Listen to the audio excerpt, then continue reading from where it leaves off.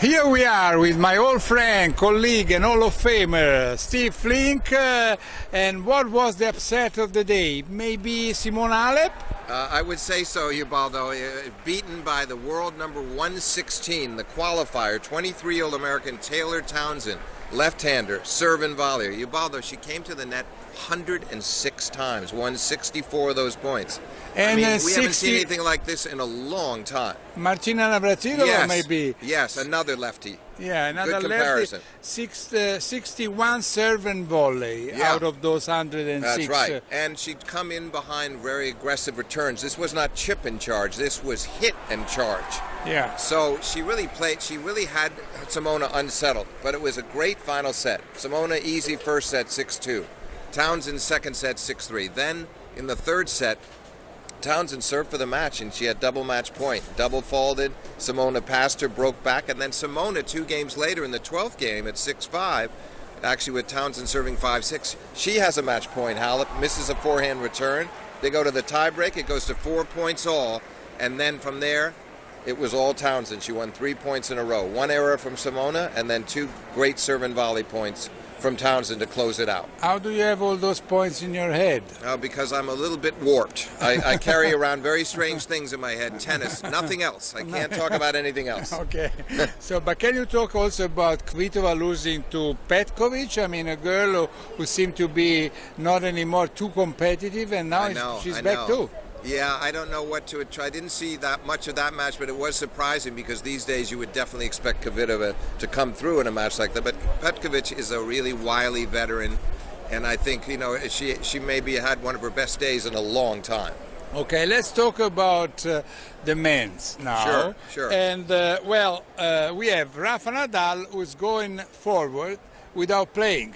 And remember that helped him in Montreal. He got a default in the semifinal of Montreal from Gael Monfils. Yeah. And that didn't hurt him in the final against Medvedev. I don't think it's going to hurt him here either to have the day off and just practice for a few more days and come back again. Yes, he may have to play Chung, who was just when we started this talk, was winning quite easily versus Verdasco.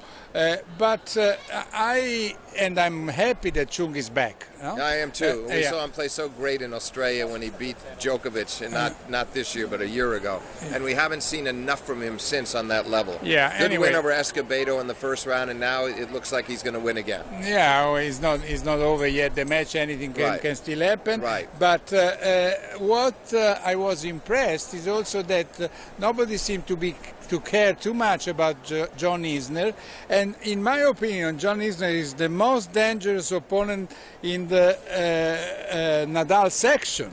Well, there's only one problem with that. That's also my opinion. We share it. Oh my God! Sometimes I must be wrong. It's almost always wrong when we both agree. But no, seriously, I do agree with that, because if he has the right kind of a serving day, if he were to play Nadal and drag him into some tie breaks, you never know, and Nadal could get nervous. He's had some tough matches with him in the past. Once went even in Roland Garros. 5 sets in the first round of Roland Garros. Sure. So we know what can happen. Isner is not afraid to play him. He actually kind of enjoys the matchup. Yeah. Well, you know that we had also 4 Italians playing today. You didn't care too much about them, but 2 of them won and 2 have lost. Well, was that good enough for you? Yeah, well, I cannot complain. I mean, I cannot complain. Berrettini won. I didn't expect Lorenzi, who played 4 hours and 20 minutes the other day, to win today after 4 hours and 48 minutes. God. I mean, Amazing. against a young guy, Kekmanovic, who will be 20 on August 31st, which is also my birthday. Oh, well, congratulations in advance. But so he gave you a birthday present. Yeah. Did you talk to him after? I talked to Lorenzo. What did he say? Well, of course, he was very happy because, honestly, after he had won the first set, in the second set he had set points and he made double fault in one of the 2 set points. So he lost the second set. At that point, I told him I didn't believe that he could possibly win. Right. Instead, he did. Yeah, good for him. Anyway, and Medvedev was a little bit, he was cramping or something, but then he came out. 2 sets, cramping at the end of the third, which he lost, but he managed to come through in the fourth. But that's a bad sign. He was cramping in the end of Cincinnati against Goffin and had barely enough to get through to finish off the match in the second set. For it to happen again here, I think he's he's in a little bit of a vulnerable state, having played so much over that 3-week period, 2 finals and a title. Okay, last question. Do you think he's vulnerable also Novak Djokovic, who last night said that his left shoulder was creating problems to him? He said today he was doing some, X-ray and things like that.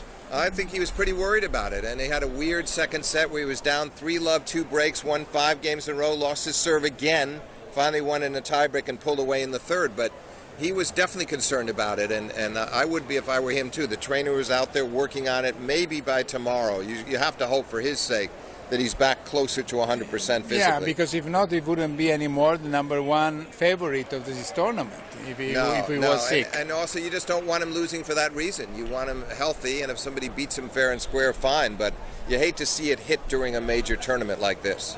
And I would hate to not see Steve Flink tomorrow in front of this camera, because I cannot survive without you on tennis. I appreciate that. And back at you, as they say. Okay, bye-bye. See you tomorrow.